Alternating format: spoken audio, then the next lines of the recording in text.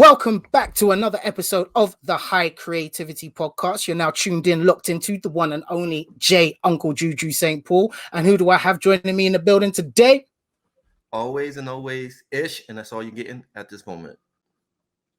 As per usual, short and brief. And we're going to introduce our absolutely amazing and talented guest today, who we've got on the High Creativity Podcast in collaboration and powered by IAmHipHop magazine. But we're going to do our usual plugs, and let me get my share screen up to let you guys know where all of the fun stuff is. So once it wants to load, are you going to load? Oh, we're going to load. We're going to find out.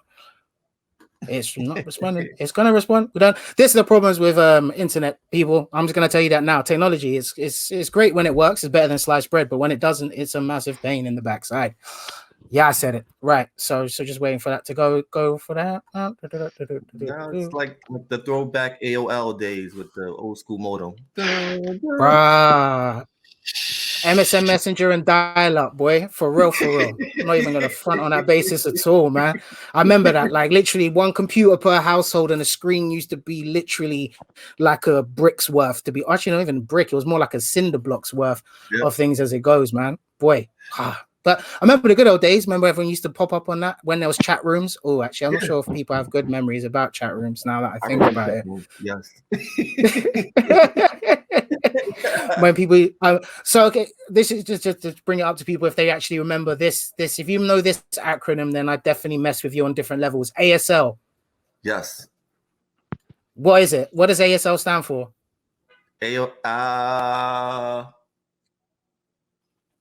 That's a good Jeopardy question.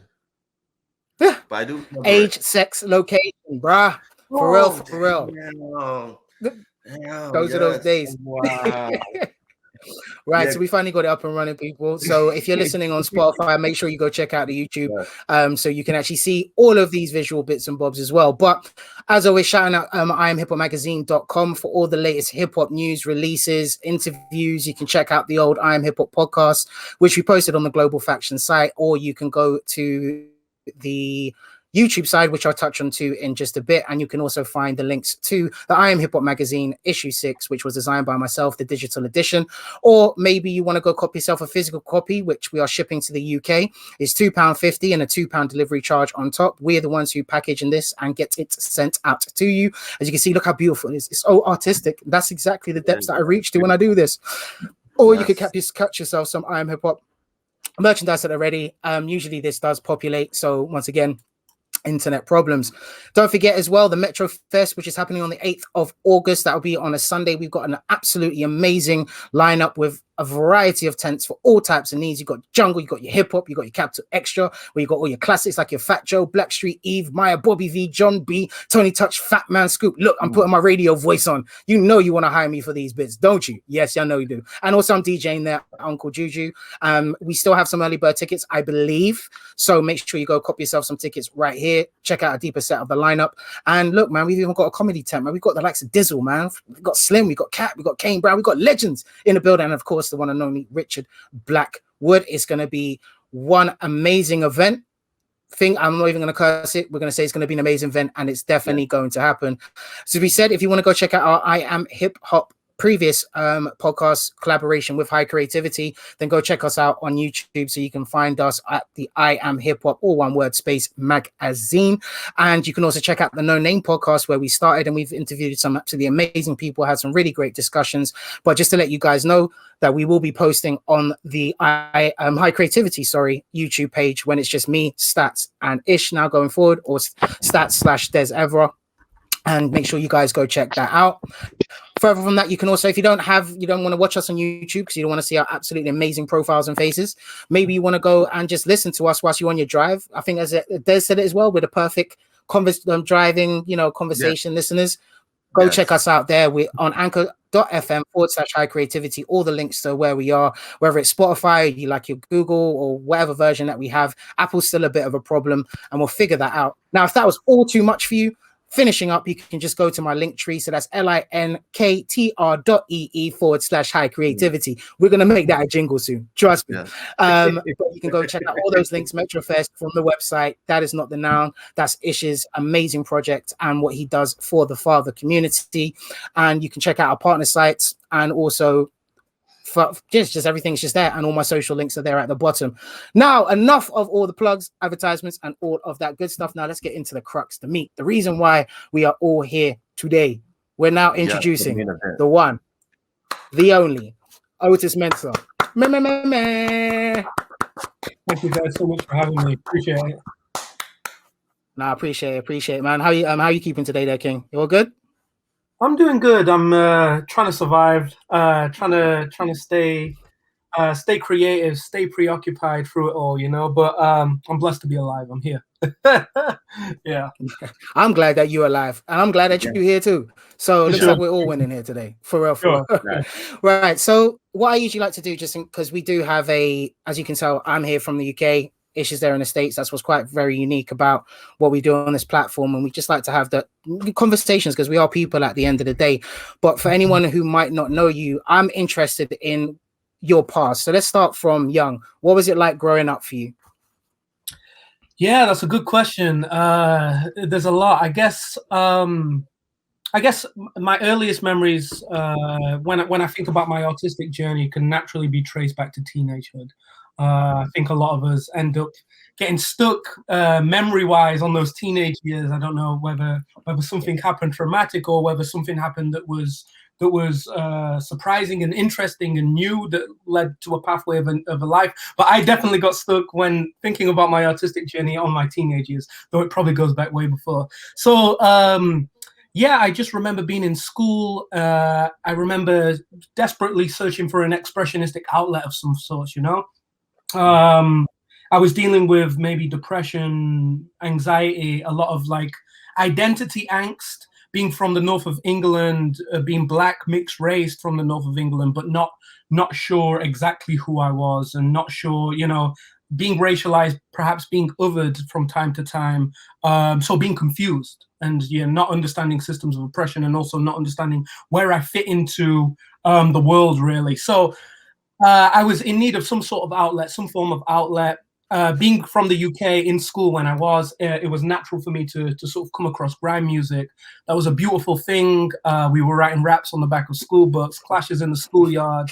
And it felt great because, of course, through the musical taste and I guess my dad's personal occupation of being a hip hop DJ, I knew of hip hop, but of course grime felt very UK.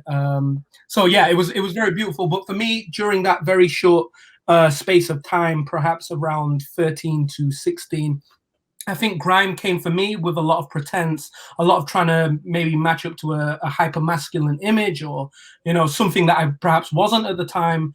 So it was this paradox. It was beautiful to have found some outlet, but also I didn't feel like I was fully coming to fruition in myself. And the journey for me, I guess, to start to study more, to start to understand myself more, came with isolating myself from my peers for a little while. And with that came discovering hip hop culture through the vehicle that is the internet. And that led to, discovering hip hop in its locality, discovering Northern hip hop, and that's in its history there. But definitely connecting to hip hop in Europe, connecting to hip hop in the States, and thinking about hip hop less as this, as I started to grow into it, thinking about less as hip hop as a sort of sound of a type of music, but thinking about in its true cultural essence and what that means. That's been a journey from sort of teenagehood, to listening to Kid Cudi, hearing him speak openly about mental health, to discovering Tribe Called Quest, to wanting to understand more about DJ Kool Herc and the history and how it traces back to sound system culture and reggae. It's been a long journey from teenagehood to now for me to sort of understand myself strangely through the lens of hip hop culture. So. I in many ways, when I tell the story of myself as a teenager, it's inseparable from my discovery of art and music through the lens of hip hop, Wow, that's amazing. And very well articulated as well. You're doing a lot better than me, ladies and gentlemen. Let me just put it out like that for real. So I mean, because like you said, like growing up from the north of England, so I believe it's Sheffield is where you're from, and then as you mentioned, being mixed, similar to myself, but I'm London based, so slightly a little bit of a different side of things. So what was that experience? I know you've touched on it lightly, but what was your experience like being mixed and, you know, in Sheffield, especially in your younger years? Yeah. It's an interesting question. I got asked this question recently, and I don't know how about how you feel when you get asked this question. And I always stumble. I never really know exactly what to say. But I reflected on it when I was asked this question recently, and I the thing that came to my mind was the term cognitive dissonance. And yeah, I definitely felt a sense of cognitive dissonance, and you know, I think that's mainly from being othered in the city, you know, either being someone who's seen as something that's different, or seen as something that someone to be outcast as something that's strange or, you know, peculiar to people, or whether that's me not having come to terms with my own identity myself, and not feeling like I fit in certain spaces, you know, whether that was a self-inflicted thing, or, you know, me being racialized by outer society. So it's definitely been a journey, but yeah, it's cognitive dissonance is what I would say. And what I'm trying to and the place that I'm at now is a sort of a place of feeling more comfortable, you know, feeling more human, feeling more comfortable, and I guess studying more, understanding the systems of power at play, that are closely linked, they're inseparable from race and racism. So yeah, it's been a journey, but for me, hip hop culture was a big part of me coming to terms with that, and the study that led to, you know. That's dope. And then also, can you talk about, because I did watch one of your interviews, and it was pretty dope about how you kind of redefine home, and that kind of goes to everything you were talking about. So, you know, with mental health and growing up, can you kind of give us an idea what you define home is? Oh, that's a really interesting question. Yeah, this is also another thing that I'm constantly wrestling with, you know, the notion of home. And I think it's possibly being fed by being in the UK, where you're not necessarily seen as British, even though you're born here, you know. So it's definitely fed by that, but also, yeah, also my politics as they've changed and grown has led me to feel like opposed to being attached to a place, and calling it home in a patriotic sense, you know, like Sheffield, that's my home. You know, you see people wearing that with some pride. Yeah, you know, not to strip that pride from them. Like, you know, some people need a sense of pride in a place to sort of to keep going, you know. So whatever people's survival tactics are, but just on my personal journey, I feel that I don't have a strong attachment to a place outside of my continued experience of a place. So, and you know, my my experience of a place is very much that my mum lives here, is very much that my some friends may live here. It's very much that I was able to perform here, you know, and my idea is that as soon as you start to strip those things away, like let's say if my mum moved to London or moved to the States, or my favorite venue got closed down, Sheffield doesn't necessarily seem to feel like home. So yeah, I'm not patriotic about this strip of land called Sheffield, though I'm very very fond of my experience here, and that experience feels like home. But I hope to carry that wherever I go geographically, you know. Right, and I agree with you, because I think that kind of ties into the wanting to be a part of a tribe, as well as what's going on over, I don't know if it's going on in the UK, but here in the States, if you go to like the major cities, the gentrification, like those identities, the ideologies that you grew up and loved does not exist. Yeah, and what that does to communities, and what that does to your sense of home. Yeah, the uprooting sort of thing. Because I mean, coming from, like you said, like if I was asked that question, which I do get at times, I guess it's like I came to a point in my life where I had to start to dig back into history and going beyond what was taught on a school-to-school basis. I had to understand the journey of what my mixture was. So being the main ones is Grenadian, Trinidadian, Russian, and Indian. So it's like now having to dig back in order to find out how we came to be as we are now. And then it's like you said, in a sense of like patriotism, I don't really feel that even on the grandiose thing of being from the UK, because once you start to reel things back, you realize that it was man who explored the lands. And because by man exploring the lands, they then thus created borders and then said, yeah, this is our tribe, this is our station, this is what we are, and so on and so forth. When in truth, the world wasn't here with these border controls, you know? So it's almost like having that mixture has allowed me to sort of look at things from a grander aspect. But as I've mentioned before on previous pods, the problem is that we're too brown to be white and we're too light to be black. So even at times when you're looking for that kind of where do we really fit, we're always going to be that miscellaneous in between is the way that I kind of look at it. But it doesn't mean that we still don't have a place, and we're not potentially what the world will be looking like, as they've said for quite a long time now, centuries to come. This is where we kind of fit. And that's the way that I kind of perceive the whole thing. It's like, where was I raised? UK. What do I speak? English, you know, and that's about as far as I can actually take it, because on one hand, they want us there side by side with them. Yeah, you know, UK, back them. But once there isn't any outside interference, all of a sudden now the inside comes into it. Now we're having our internal disputes. No, you're not this. No, you're not that. No, you're not whatever. No, you're not British. Go back to your, you know, we've heard it all. Let's just be honest with it. But anyways, that's my little takeaway from, you know, what you were mentioning. So, but what you did mention onto as well, because it's, you know, Mental Health Awareness Month, is you saying when you were younger as well, is that you felt that you were dealing with depression and anxiety. So more into the case of before you realized that this is what it is, how did those feelings really affect you, and what was the influences for you feeling that way whilst you were coming up? Yeah, that's also a tough question, but yeah, I really appreciate that. I think it sort of felt as though I was a foreign object everywhere I went, sort of thing, you know, and that naturally felt sort of isolating, and you know, this feeling of uncomfortability in sort of one's own skin, and not necessarily just thinking about race and racism, though of course perhaps it plays into it, but thinking just about how you feel in your own body, like your own physicality.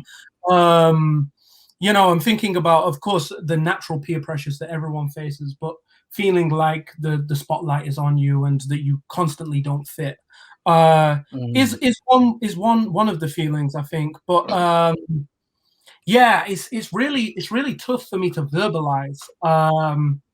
But I think the more I got into my craft, the more I felt a little more comfortable within myself, you know, and it wasn't the solution, because as soon as I came out of it, I felt back to square one. However, it was a beautiful thing to have that soulful escapism. You know, it sort of gave my my mental sort of like a rest and time to rejuvenate, and then it was back to it. But I guess I'm growing to try and build a life around the things that make me feel comfortable. You know, it's like the things that the places that I can be free, and I can express myself freely, you know. But yeah, it's still a journey. You know, I'm definitely not there. Like in terms of thinking about dealing with depression and anxiety, sometimes it can feel like a heavy burden to carry, and it's definitely a process. But I'm also like trying to be grateful more, and show gratitude, and sort of like be aware that there is a lot of joy in my life. Not to of course extinguish the realities of depression or anxiety, but just trying to, like I was saying, soulful realization and soulful escapism, and saying, oh, this is joyful, this is like meaningful, and just reminding myself of that when my brain naturally doesn't go there, you know. So yeah. Okay. And then, because now, so thank you very much for answering that, because I know it's not an easy thing. We had the last pod that we recorded, you know, we tapped into, you know, in our case as well, mental health and the way that it kind of affects us and our emotions and such. And even me realizing how much I suppose you're right. It's like how do you really voice it without actually sitting down through various therapy sessions and kind of peeling every single part of the onion back to be like, oh, okay, I kind of get it. It's how I perceive myself in the case of how the world is and what's kind of expected by the social standards and interactions of the world. So no, but thank you very, very much for sharing. So moving a bit forward, because you definitely hit some nostalgia with me as well. Because back in the day when I used to be the only hip hop MC in my school. Because as you say, I come up through the garage age. There was like garage and then grime, and that's what most people reached onto. But my love was always with hip hop. And because of how hip hop culture also always pays homage to the funk and soul that I used to grow up to with my dad and the music that he used to play. But you're saying that you used to write them rhymes on the back of the bus, and I'm sure you had a few of them little battles between your friends and whatnot. So, because there's a difference between, like you said, your dad being a hip hop DJ, and at that time is going to be vastly different than what you're hearing in a sense of the grime. So, where did you start to feel that music was your outlet to start building yourself up again, as you said, in that case of that creative release? Yeah, I appreciate that. I think, like you said, definitely, thinking about the music that my dad had lying around definitely played a big part. Sort of me experiencing him on the Technics as a child. Do you know what I mean? I can just remember myself being waist high to the Technics, or maybe I'm imagining a photo that I've seen. So yeah, that was definitely ever present. Though I don't think I ever consciously thought about it as an influence. And I mean, I can say the same about my mom. My mom, being somebody who delved into poetry, wrote a lot of poetry, and also always playing gospel or worship music, having that sort of musical influence, my mum singing and stuff of that nature. Though these all were present, though I think they were way more subconscious than conscious. I think when it really began is me sort of like using the internet for myself. I guess not to give praise to the algorithm at all, but the YouTube algorithm in terms of discovering hip hop in the States, and like wanting to delve further into the culture seems to be really helpful as a teenager who was like somewhat of an internet child, sort of like yeah, I think my dad gave me Things Fall Apart by The Roots on CD, and I was just like, maybe when I was like 13 or 14, I was just like, it's like I need to handle this, like and decrypt it, and that just led for me further interest. And the more I always say that I'm a fan first and foremost. I'm a fan of hip hop music, and I believe that's why I continue to write, because it was like I was hearing my favorite artists, and it was like, oh, I want to be able to do that. So at the beginning there was that natural competitive nature, which I may frown upon in myself, like earlier on, like I'm the best rapper, I'm the best MC, kind of spirit. And of course, it's a little delusional to think that a 16-year-old in Northern England can be the best MC when you're looking at like when you're looking at don't say that, no, bro. That's what hip hop's about. Like, we all think we the greatest, so you got your own little patch of land, bro. You got your patch of land. For sure. But yeah, that was definitely at the beginning. But the more I delved into it, the more I saw it for, I guess, its cultural fullness. And yeah, I guess I took an approach to think like, wow, perhaps there's something that I can learn from Blackfoot. Perhaps there's something that I can learn from Tribe Called Quest, Kid Cudi. Okay, so why is Kid Cudi sampling like this weird music? Like, oh, I thought jazz was just Frank Sinatra. What is this thing that Tribe are sampling? And then it's like, oh, discovering this hip hop being this portal to other worlds of art and music. It's like discovering like jazz music, discovering Sun Ra, discovering Pharoah Sanders, learning about jazz through the lens of hip hop culture, and the same about alternative and experimental culture, and I guess music. And I guess thinking, it's like me thinking that early on, thinking that rock was like a white person's music, and then it's like not understanding like the heritage and the history of that, and then learning that through the lens of hip hop, through sample culture, was really like meaningful to me, That's dope, man. Can you also kind of talk about your influences, how that help you find your vulnerability through your voice? Because I think they connect. I think vulnerability and voice, they go hand in hand. So can you talk about that a little bit?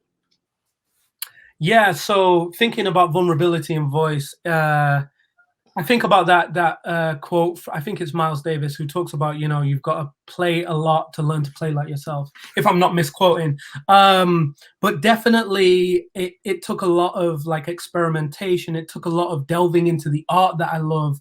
Me thinking about artists, I guess, thinking about like the artists that I discovered that came from that school of like Freestyle Fellowship, artists like Open Mike Eagle, Bus Driver, maybe artists like Milo and now known as Rap Ferreira, people who,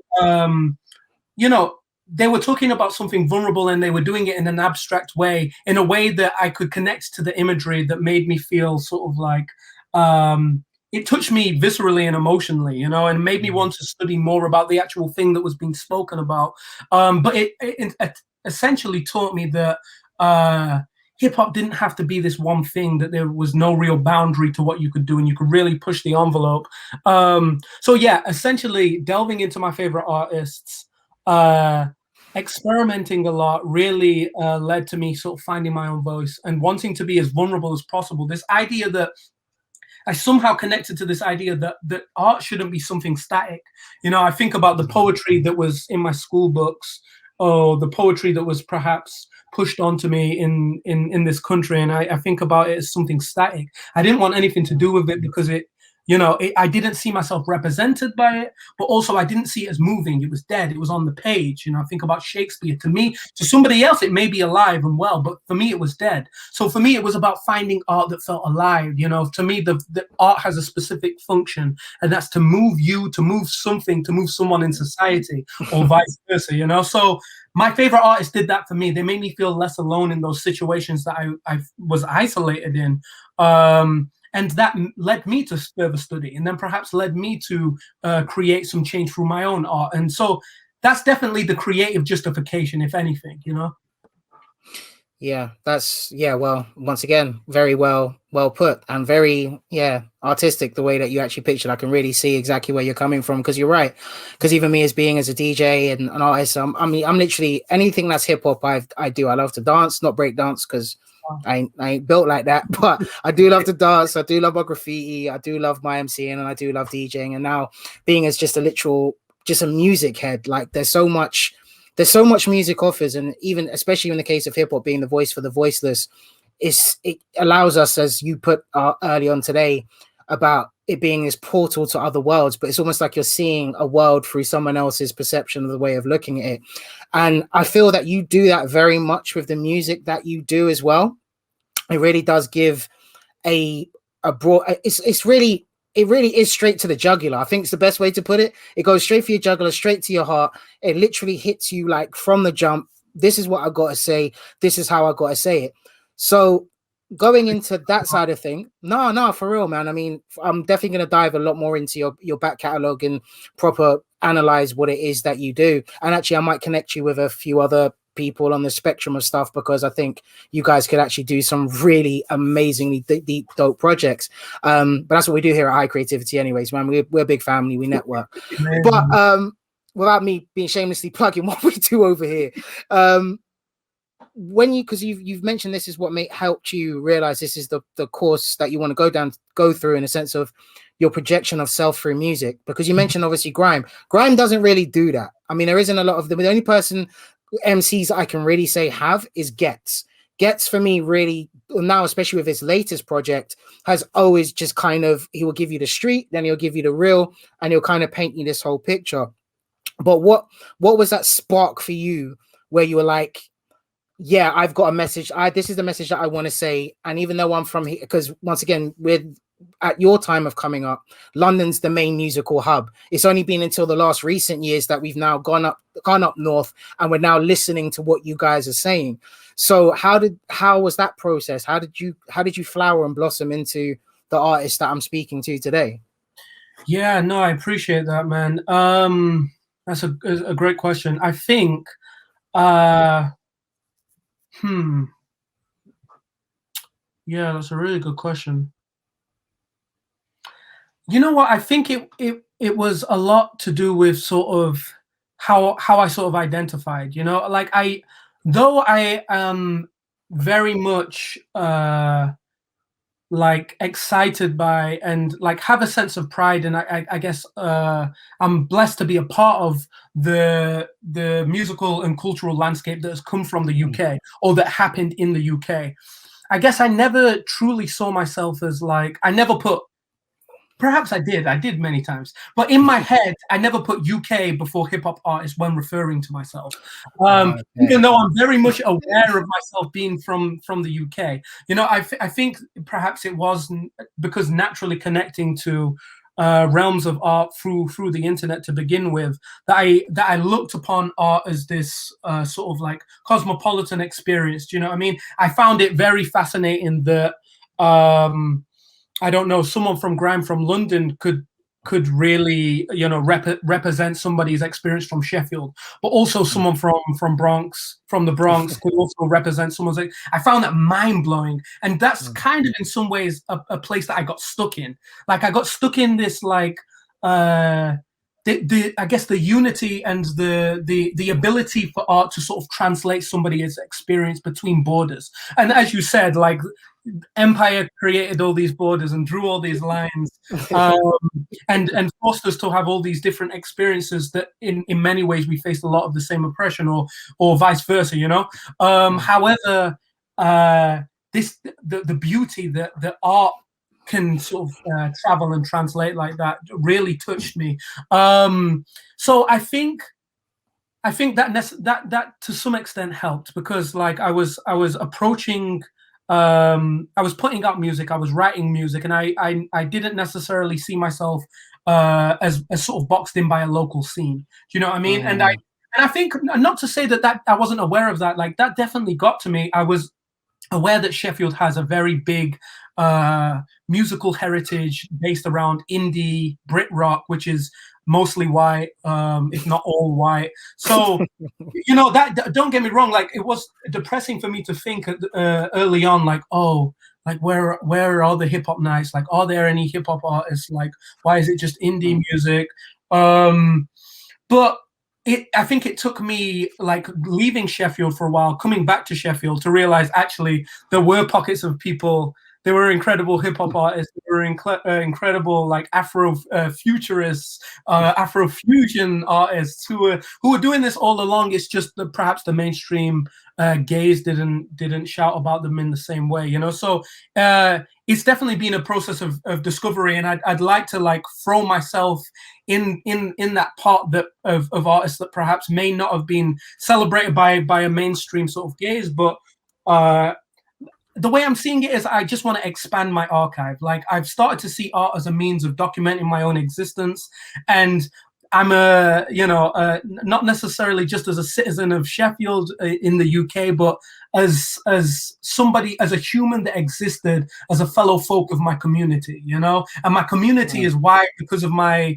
artistic and global experience, you know. So it's, yeah, I don't know if that answers the question. I guess what I'm trying to say is it was still not, yeah, it did, but I mean, but it just was done so much more than I could kind of really break down to. But yes, you're right. It's like don't apologize. This is not the time or place to apologize in any way, shape, or form. We are here, like, but you are right. It's the fact of is, you know, it's like your experience of seeing the world, and then also your perception into it, and then it just helped you find your grounding to say, yeah, do you know what? This is me. This is what I want to kind of do.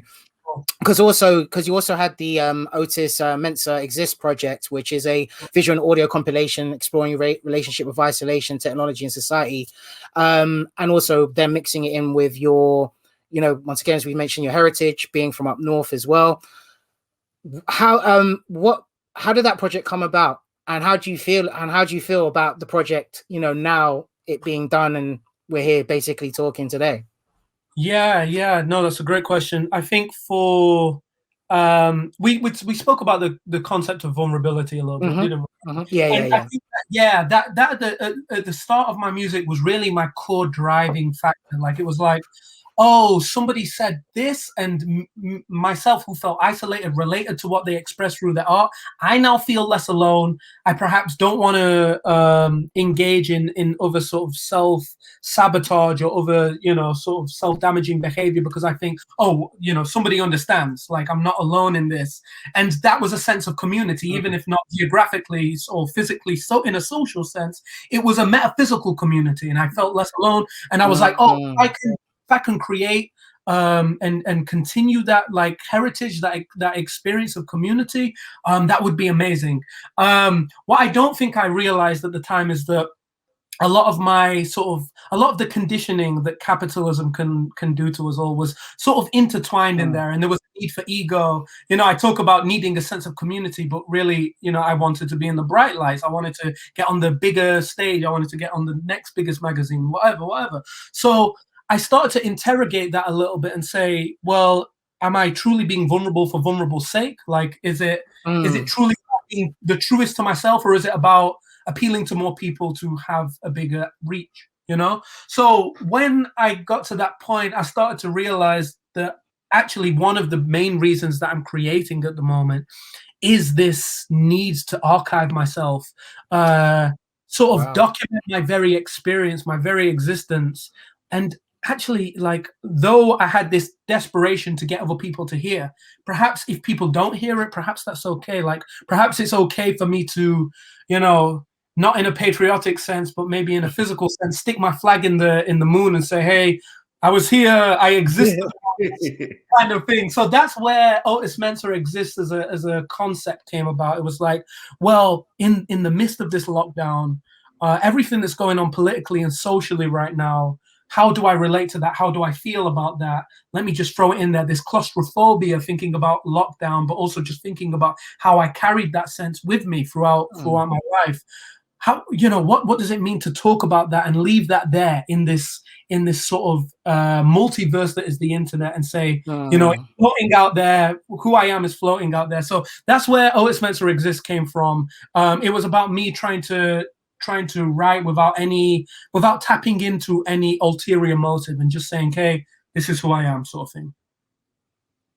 Yo, man, say less, bro. For real, say less, man. Like, for real. Yo, man, this, yeah, like, you're definitely one of the artists. I say, like, once the world really gets to hear it and they're willing to listen to it. Yo, for real, man. That's some seriously strong messages. Because, yeah, I mean, lockdowns affected us all in various many ways, myself included. As people who listen to the pod will know, like, yeah, the last year and a bit's been crazy. But one thing I will say is that lockdown has shown, if anything, to most people, is what your inner workings are, and whether or not you're willing to grow on it, or to, even better yet, to accept where you are at this point. Like, it's okay. Like, look, we've been led down this path. We're on this, as you said, the multiverse of the internet. But also the problem with the multiverse of the internet is pretty much instantaneous. You do something, it has the potential to become viral.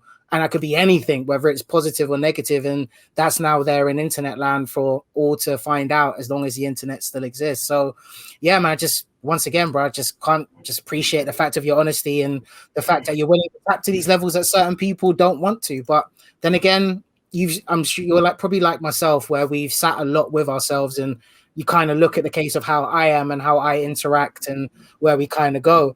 But also from the stuff that was sent to myself as well, I'd love to say that I did this piece of research. So I'll definitely shout out Mark for sending this my way. But your status as Britain's first rap poet laureate, I believe it's pronounced, for Sheffield, and what that means, the access into kind of literature.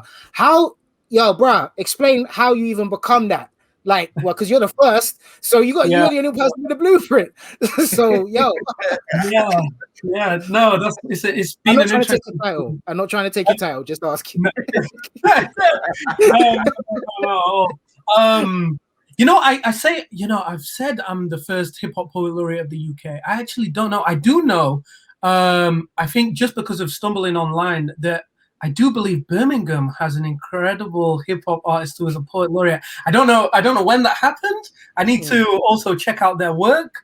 But when I did make that claim, I did believe I was the first hip hop artist who was a poet laureate in the UK. I can definitely say I was the first poet laureate of Sheffield. So that's at least something.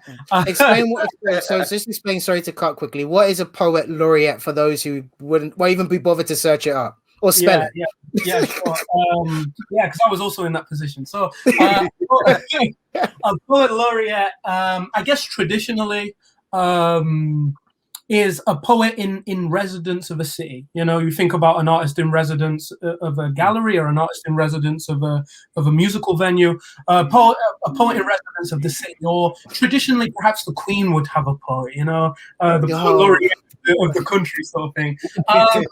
But yes, so basically perhaps a poet laureate might be expected to write about national cultural events. They might be expected to represent the city poetically in a piece of poetry, vice versa, etc., etc. But when I was asked to be poet laureate, it was by our previous beloved Lord Mayor that probably a lot of you know. He did incredible work, Lord Mayor Majid, and he reached out to me, just on the cusp of him taking up his tenure, and he sort of. For anyone who knows his politics, it's a beautiful beginning in Sheffield history of breaking down elitist, whitewashed tradition, and it's about sort of connecting emotionally in order and on a community level as a means to real change, as opposed to how these systems stifle us in bureaucracy. So, thinking about how that relates to poetry and the arts. He wanted to fly the flag for something different in Sheffield, and I guess he reached out to me to present me with the idea. I went home, Googled what poet laureate meant, as we just had a conversation about, and I decided to take on the opportunity. So it was a 2-year tenure starting in 2018. It ended just last lockdown, 2020 October, and I passed the role on to the incredible Warda Yassin, who's an amazing poet and who's now poet laureate of Sheffield. But essentially, what it meant for me was, me being a hip hop artist, being a poet that derived from the culture of hip hop, not being a poet that is somewhat well read or sort of like well versed on other written poetry. So for me, it was about carrying that proud oral tradition of what I think poetry is in its true essence, and again what I learned from hip hop, but also what people of African heritage have been doing for centuries. So yeah, for me it was representing hip hop and saying it's not something unintellectual, it's not something unpoetic. My favorite philosophers, my favorite historians were my favorite hip hop artists. My favorite poets were my favorite hip hop artists, and flying that flag, So, I got the opportunity to deliver my first public lecture on philosophy and hip hop. I got the opportunity to go into schools, talk about hip hop culture or poetry that derived from hip hop culture, and it's just been a very strange but very beautiful journey from 2018. So yeah, that's what it meant for me. I don't believe we did it in the traditional sense, but we started a new tradition, and hopefully it will continue to break old traditions, Yeah. That's awesome. That's what we all about. Starting new things out here, baby. That's what I'm gonna say. For real. If like you said, like things poetry sound very stagnant a moment ago, but now you come in with them flavors and vibes. But also because you just touched on the case of you're working within. No, man, for real. Like, but we're giving you your flowers and your soup whilst you're here. That's what we're about. In fact, one of our very first episodes, we mentioned this when we had Des/Stats on as well, and he's very right. Like, if we don't have the ability to thank the creators, it's always quite funny because it's even happened in the art world, and not until Picasso, Da Vinci, and Leonardo, until they all passed away. At one point we think they're crazy for cutting off their ear to give it to a gift for a girl. Like, who here? I like to say, which man here would cut off anything to give to a girl who is his love? I'm not saying they want to do that. I know how the internet is. I know how you people are crazy. I'm just saying, it's not until now that we look back at that and we're like, yo, man, actually, what they done revolutionized where they are as people. So, no, real talk. I'm giving you a soup and flowers, the best way to put it. But you also, I've also saw on your IG as well, you showed a few clips when you were talking with I think it was one of the deans at the Sheffield University as well. and you were having a conversation with another artist, I believe it was States-based as well. So what was that? I mean, what was that experience like? You know, as you said, you know, not being someone who's so well versed or maybe that way inclined, and now all of a sudden your local university is like, no, look, we need this brother to come in and, you know, drop some gems on us. Sure. Yeah, that was a beautiful experience. So I think what you're referring to is Sheffield University. We did the public lecture here in Sheffield about hip hop, about philosophy. But I say public lecture like it's formal. Essentially, it was me ranting. Basically, what I heard from my favorite hip hop artists. You know, I was referencing Speech from Arrested Development. I was referencing, you know, the history of DJ Kool Herc coming to New York. So, you know, I say public lecture. I don't have a university degree. So, you know, and I laugh in the face of their pomposity, because I'm like, hey, like, you got me in, and I do not have one of your degrees. And you know, not to say Sheffield University themselves, but in general, the system of validation. It was a beautiful thing for me to go into that space. I really enjoyed it. But what led to what came from that is the opportunity to be Sheffield University's artist in residence, which myself and a friend of mine called Dr. Alex Mason curated a series of talks called Rhyme and Reason with different artists. And I was blessed enough to talk to the incredible Open Mic Eagle, you know. So it was nice to reach out to Open Mic and other incredible artists like Johnny Pitts, to chat to him about his incredible works and stuff of that nature. So that was a blessing. Essentially, I'm really passionate about the work that you guys are doing. You know, this creating a space for meaningful conversation. So hip hop is one thing, but for me, hip hop music is one thing, but for me, it's so beautiful when I see sort of like conversations coming from hip hop culture and coming from that school of thought, you know. So yeah, that's what that was, and I was really excited to do that, you know. That's dope, man. Shout out to Sheffield University as well. But I'm like you, bro. Like, real talk, in the case of the full scheme of how everything is and the amount of student debt and that vicious cycle. Look, this is what hip hop's about, man. We speak the truth, whether you like it or not. This is what we're here for. But once again, if you feel that's your course that you want to go, remember there's a purpose for you to do those things, and you'll get the right support. Hopefully get the right support. I can't speak for everyone's experience, but the same way like yourself, I never decided to go down anything beyond college, and yet I'm still probably doing more in the sense of things that I wanted to do by figuring out myself. But once again, everyone's experience is so uniquely different, and that's where the conversation, that's why I like having conversations with people, is because you get to actually find out what your story is, because I'm never going to be able to experience your story through your eyes. So that's why when I listen to people's music, even yours and everyone else we've had, from Crisis to Izata, to the whole bag of people, Raheem from the Grandmaster Flash and the Furious 5, one of the originators. In fact, if he wasn't out doing his things, we wouldn't be here having this conversation to begin with in the first place. But really tapping into just, yo, what's it been like for you, man? For real. We'll do the promotion at the end. We'll push out your stuff from there. But I want to know what your experience was like. And yo, man, once again, just thanks for that. And from what I caught, it did seem like one of those kind of conversations. And no, I do the same as you. I rant, as you can tell. I'm a talker. How else are you going to communicate? But I listen as well. So that's the key thing of everything. I don't say I love you too, bro, man, for real. But so now so with all of this mix of all of these great things you're doing, because I saw that you did some work with Calm as well, and you have your is it an MPC to call it, or there must be a specific name for the beat machine that you have? I'm not sure what it's called, but it's Roland SP. Roland SP, yeah, wicked. So, because obviously, like you said, I loved the first bit, because I couldn't listen to the full 30 minutes because I was trying to catch up with all of your other bits as well. But I do love the way that you ended that first part. Like, I just want MF Doom to like my music. I was just like, okay, cool. And also, rest in power, MF Doom. I know certain people have had issues, as we're speaking to Pavan from Foreign Beggars, so we know there's some stories behind the whole thing, but you know, the work speaks for itself, really. But yeah, man, like, bro, working with Calm, you know, for real, like, that's that's big, bro, especially with everything you're doing. So that came through Mark, so shout out to Mark for that incredible bridge, you know. Yeah. So, I mean, yeah, well, just if you don't mind expanding a bit more on that whole experience and what made you, how you structured it and, yeah, presented it to us.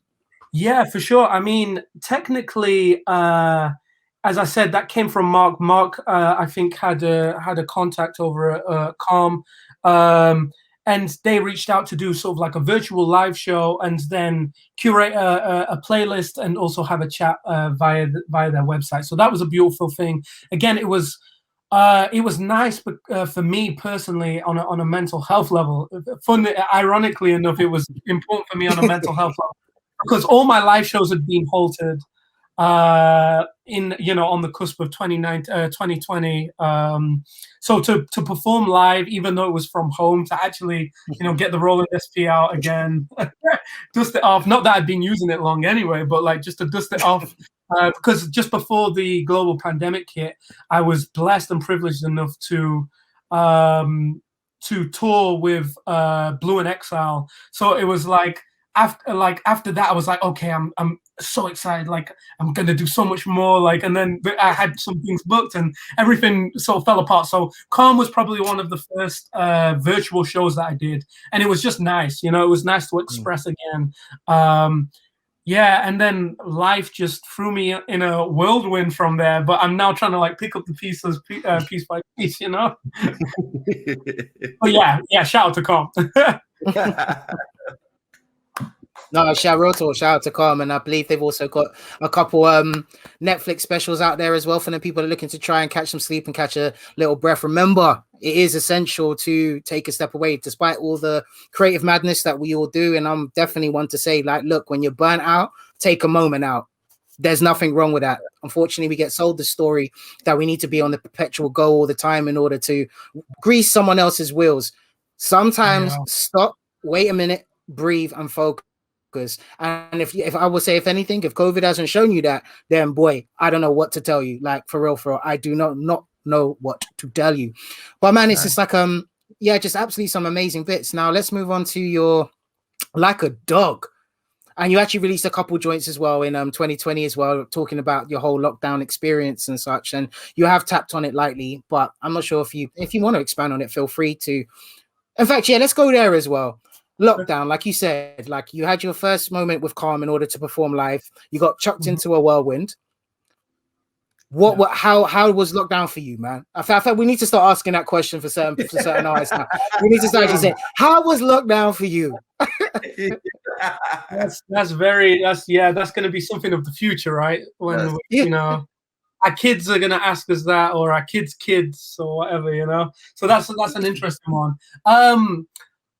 Lockdown, I think was more for me was more of a mental battle and a mental wrestle than it was a physical wrestle. I constantly had to remind myself that I'm privileged enough to have a roof over my head, privileged enough to have food in my fridge, and sort of, I would talk about privilege, but also like feeling that sense of gratitude for that and being aware of my place in the world, my privilege in the world right now, and sort of in terms of lockdown. So physically, lockdown was good. Mentally, I was going through some turmoil, especially towards the end of 2020, and I think that definitely came out in the music.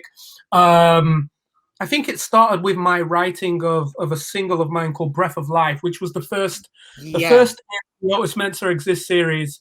And I say I wrote it in lockdown. I may have even started it slightly before, so I can't say the turmoil all began with lockdown and everything was all good before, But I was blessed enough to feature the incredible Samuel T. Herring, Hemlock Earns the Future Islands on that one, and that was just a nice way to like kick off the series, and then it just progressed, as you said.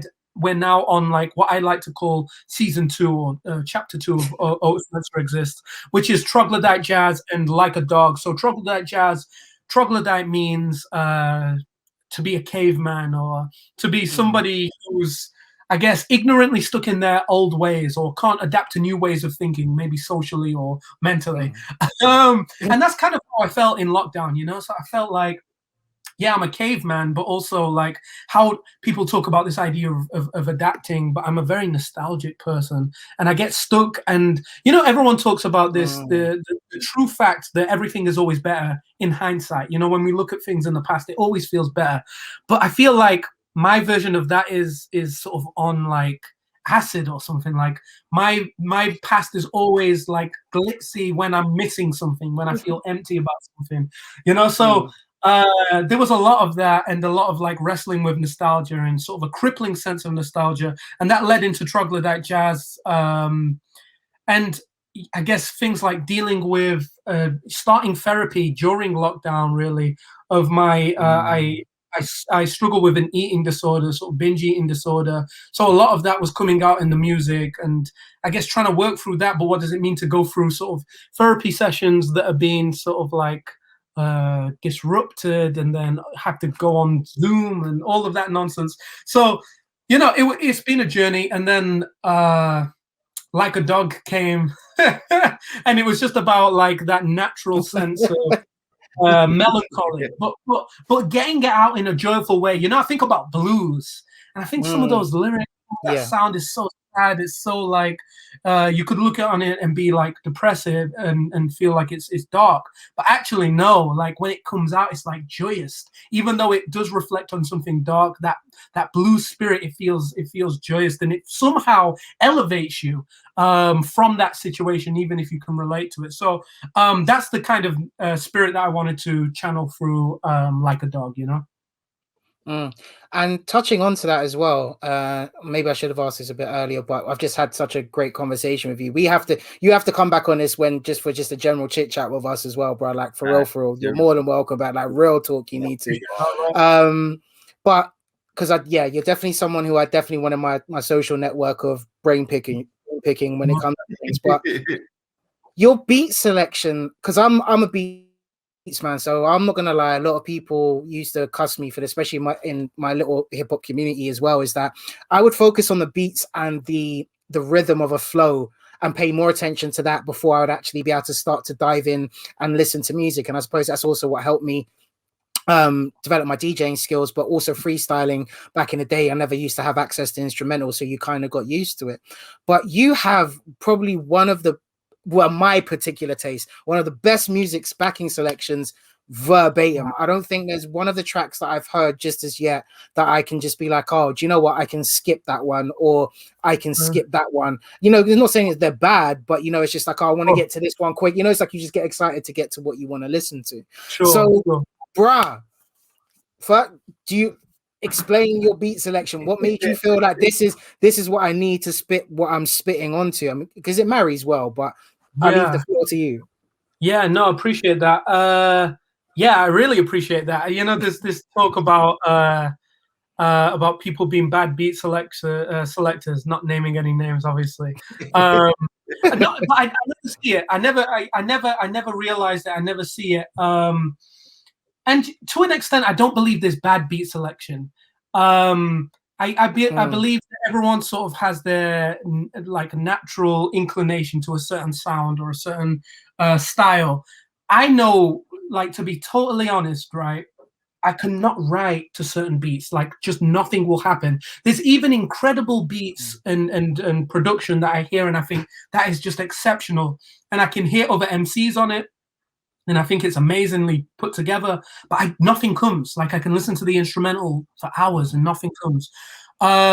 So perhaps this ends up me writing less in the long run, because I do most of my writing to instrumental music. The music drives me. It's very like everything is sort of like rhythmic centric to me. So yeah, the beat always comes first. But yeah, I simply can't write unless the beat is right. Do you know what I mean? Like it, but I have to, of course, pay homage to. In 2016, I had the opportunity to perform out in Berlin with this incredible organization called Poetry Meets Hip Hop, and I give a lot of my journey to them. I give thanks to them, really, because at that hip hop night in Berlin, I met a producer and good friend of mine now called The Intern, and he was working at SoundCloud at the time. He took me to his office over in SoundCloud, was like, hey, let me show you around the studio. As I got into the studio, he had a beat of his up, and he was like, hey, let me just play your beat. Yeah. Coincidentally. Yeah, exactly. But like he has a massive record collection, and he has a zest for understanding jazz music and soul music. So me naturally starting my musical taste and journey of falling in love with jazz music through the lens of hip hop, we just glued. And yeah, so I shout out to Intern for a lot of that incredible production. Yeah, for real, bro. Like, look, just send me some instruments you don't even want out there, so we can use them for backing music and such and promotions. Like, for real, man. You make sure Uncle Juju asks for that particularly. Like, nothing that he's looking to sell, but the stuff that he's like, I don't mind giving away. I mean, look, I know where it is art. I appreciate that, Otis, man. Big shouts, man. Ish, anything else that you wanna ask and such before we tie up? Oh yeah, real fast, King. One of my frustration is how they try to separate hip hop and poetry. To me, they're one and the same. They're the same, right? Because if you think about the history of poetry and hip hop, I go back farther to, let's say, Gil Scott. To me, he's a hip hop artist. Yeah. Last Poet, they're a hip hop artist. Yeah. One of the most important albums in hip hop history is the Hustler Convention. A lot of artists back in their days were influenced. Like on my social media page, The Dad Is Not a Now, I have Melly Mel reciting the Hustler Convention. And that was one of his influence. Wow. So can you kind of talk about that importance to let people know they are one and the same? Yeah, that's such a beautiful point that you make. Yeah. I think I was watching this tiny clip of an interview with Gil Scott, and he was saying he was talking about how people see poetry, and I think he was talking about poetry in inverted commas, and he was saying something about like I have people coming up to me and sort of telling me, hey, can I recite a poem to you? Can I recite a line to you? And they recite it to him, and he's like, oh yeah, that's deep. And he's saying like what he means by deep is that he means like he doesn't know what it means, or it's like it's so stooped in a need for over intellectualization, or so stooped in like a need to be clever, a need to be like, and I don't necessarily mean pushing the envelope, but a need to impress, I guess. And I guess the thing, like you said, like the thing that is so poetic about Gil Scott is the fact that it's relatable, the fact that it's stories of a community, the fact that it's and that is what poetry is. And I feel why people get like so like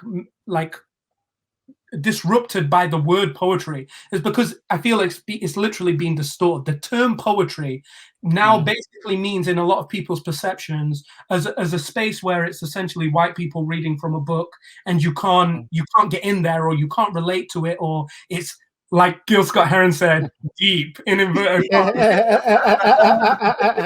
So yeah, I exactly agree with everything that you said. I think hip hop, the poetry that hip hop has at its core is poetry in its truest sense, And yeah, I don't think it's separable. I think it is inseparable. And I think thinking back to that like ancient oral tradition, that spoken word, that is what's in hip hop. That is what Gil Scott was doing. Like you said, I can't remember. I think there's a hip hop documentary called Rhyme and Reason, and I can't remember who says it, but someone says like, yeah, the first rap, like even one of the early raps was what Muhammad Ali was saying. Like that's rapping, like that's where the history goes back as far as then. And I think about some of the verses on like some of the musics that existed way before sort of like even Gil Scott like would have brought like turntablism and the actual beat of rapping came about.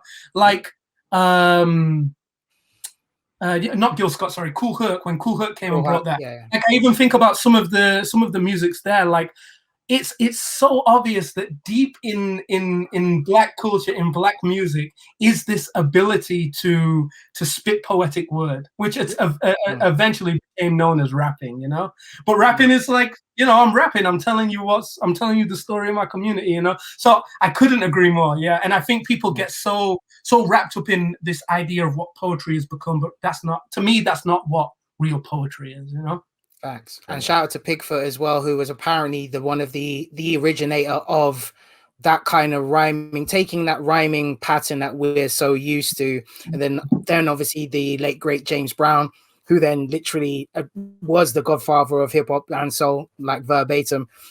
But even as we was talking about with Pavan from Foreign Beggars as well, like those Negro spirituals, as you know, as Ish puts it, you know, with us, there's always a way that we convey a message in some type of rhythmic sense where you think we're shucking and jiving when really we're talking a good message about the whole thing. So yeah, man, like I just can't, I really can't give enough of like Screaming Jay Hawkins. Like to me, like he's like rapping like over that blues guitar. It's like wow. Like, exactly. You know? And just to finish off before I forget, because you've actually got your new book, Safe Metamorphosis, where you combine the literature and the music together as well. So look at that exclusive, baby. So you got books, he's got parts, he's got rhymes, he's got a rolling SP. I mean, what does this brother not do, ladies and gentlemen? I don't want to hear no complaints. But no, real talk, man. Yeah, just plug your book, man. Just drop what it's all about and what you explore for it.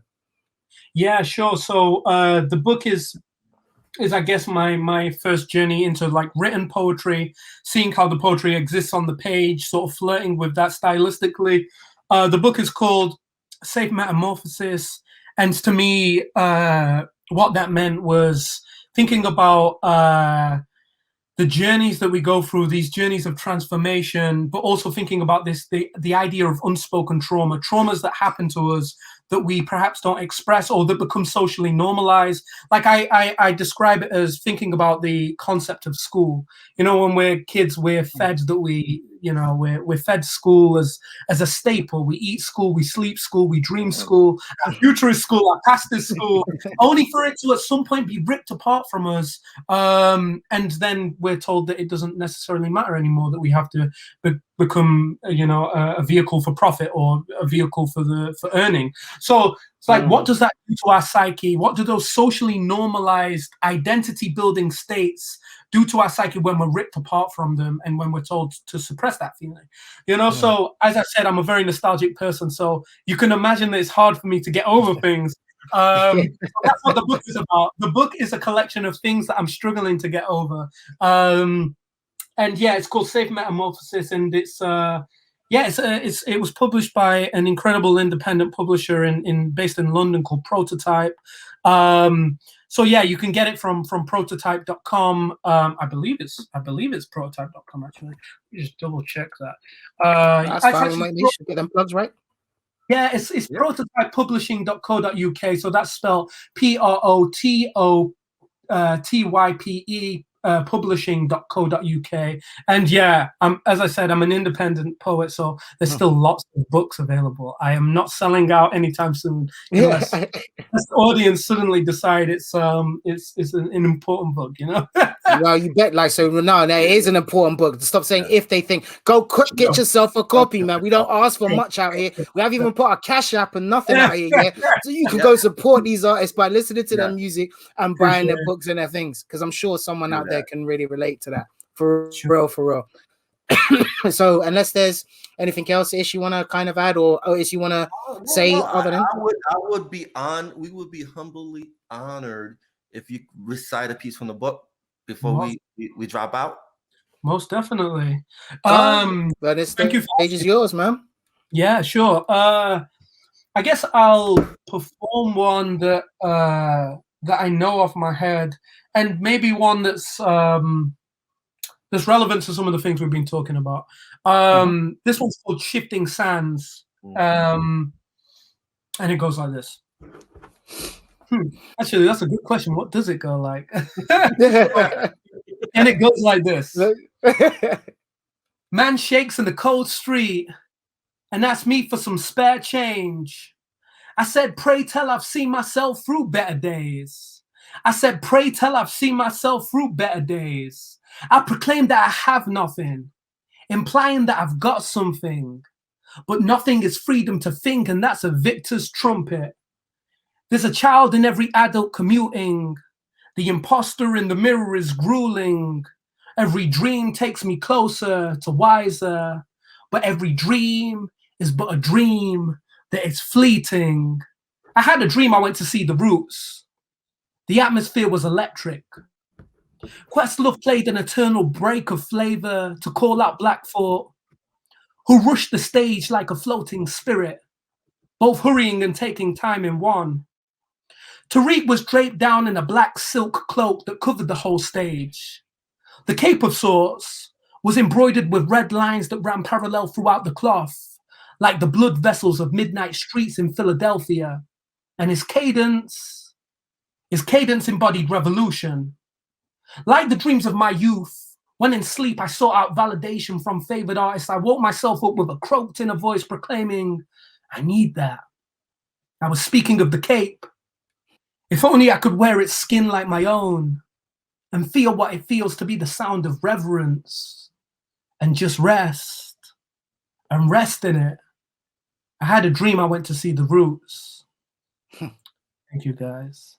Wow. That was a little bit of a hybrid. That was a hybrid between two poems. The two poems were Shifting No, I don't Sands care, man. That's a and Black Thought. Dude, what bro, I did, that's remix straight here. Bro, for real, to get the full effect, I actually closed my eyes to listen. That's beautiful, man. Thank you. Yeah, you have to know. No, I had to do that a few times. And I felt like I was listening to like a young Gil Scott. I ain't lying. That's facts. That is an honor. Thank you so much. Young Gil Scott, man. It was just powerful. It was deep. I felt the emotion in your voice. Because, you know, I write poetry too, so I can relate. Juju too. We can relate that. Yeah. Well, thank you so much, man. Thank you so much, bro. That's truly appreciate that. So before we finish, man, plug yourself, man. Where can everybody find you? Where can they can get at? Yeah, for sure. So yeah, thank you guys so much for having me a part of this. I really appreciate you guys offering the space and your time. It means a lot. And for anyone who's been listening, you can check out the work at www.youtube.com/OtisMensah. So that's spelled OtisMensah. And I got the whole Otis Mensah Exists series on there in full effect with the animations. And yeah, and if anyone's inclined to support, you know, a follow on Spotify does a lot. But also, if you're intrigued to buy the music on Bandcamp, I would never say no to that. So that's bandcamp.otismensah.com. So yeah, thank you guys so much. Yeah, man, for real. Thank you for joining us today, then, Mr. Otis Mensah. Like literally pure king already established. So it ain't no making out here. Like I don't like to hype many, but I will be honest, like especially born and bred from this side of the pond, also being a fellow mixed individual, we know what the struggle is like. We got our own, and just know thank you very much for your time there, young king. So if you stay in tune to this very moment in time, make sure you like, comment, subscribe, ring that notification bell. We need to get the subscribers up on the IAmHipHop channel, man. Where else are you going to get this? This is pretty much like a live virtual conversation / article where we dive into people and places and everything really, and then we're going to start moving over, as we said, to the High Creativity channel, just with our general chit chat podcast. And I'm going to create in a brand new all sorts of content, talking to small businesses. I'm actually looking to do like talks with my cousin, because me and him break down a lot of stuff. We end up talking for like near 3, 4, 5 hours. I'm not sure people will listen for that long, but yeah, the stuff we talk about is that real integration and on that struggle as such. But once again, Otis, all blessings to you there, King. To everybody else, peace, love, and all that good stuff. One.